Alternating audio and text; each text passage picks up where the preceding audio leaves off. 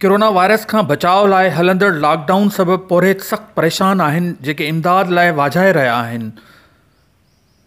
मीरपुर माथिलो शहर जी rangers colony जे रहवासियुनि औरतुनि मर्दनि हथ में गाह खणी अनोखो एहतजाज कंदे सिंध हुकूमत खां मुतालबो कयो आहे त संदनि वाहुर कई वञे। जेकॾहिं खेनि इमदादी रक़म ऐं राशन न मिलियो संदनि ॿारड़ा कोरोना बदिरां बुख विघे मरी वेंदा। मीरपुर माथिलो जे ॻोठनि में रहंदड़ पोरितनि जा मंज़र ॾिसी दिलि झुरी पवे थो। छा वस वारा ऐं सरहंदी वारा हिन मिसकीन माण्हुनि जी मदद करे सघंदा? शइ न मिली आहे, असां बुख ते वेठा आहियूं, नंढड़ा बच्चा आहिनि, इहे गाह खाईंदा आहियूं साईं, छा करूं? उहे बचड़ा बुख ते वेठा आहिनि।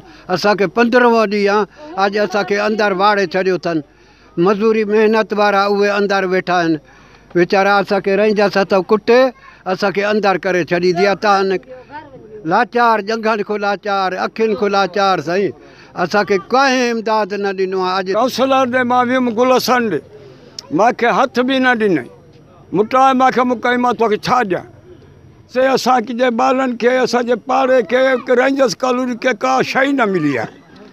ख़ुदा करण असांजी मदद थी वञे। ॿार ई रड़ंदा, मुंहिंजी कॉलोनी में हिकिड़ो कटो अटे जो न मिलियो, असां छा कयूं? न असांजे जवान होटल ते कमु कंदा आहिनि, उहे ई मजबूर थी वेही रहिया आहिनि। पुलिस कुटींदी आहे, रेंजर्स कुटींदी आहे, को सिनर असांजो ॿुधो ई न आहे। दान असांखे अॼु तक ताईं कोई रुपयो न ॾिनो अथनि, न को राशन पाणी ॾिनो अथनि। नंढड़ा बच्चा आहिनि, असां उन्हनि खे खीर पिलायूं या उन्हनि खे मानी ॾियूं, असां मानी जे दर मजबूर थी रोड ते खड़ा आहियूं। नंढड़ा बच्चा आहिनि, असांखे चवां घुरनि था मानी, असां काॾूं ॾियूं?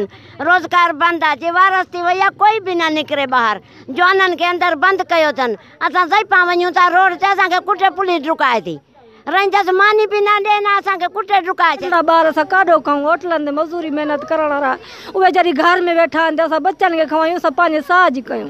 जंहिंजे दर ते वञूं त असांखे कोई नथो ॾे, असां वेठा आहियूं पंहिंजे घर में चुप कयूं, गाह खाऊं, छा कयूं?